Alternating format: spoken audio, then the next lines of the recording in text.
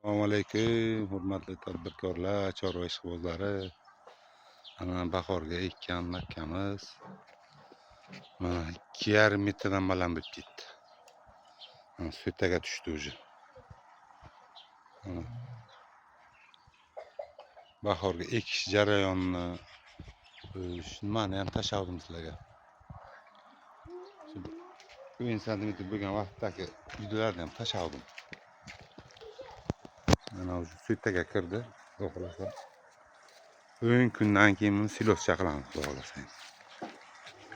Ajoyib bo'lgan. Ayrimlar 3 tadan so'ta qilgan. Zo'r bo'lgan. Dona qilib ekdik.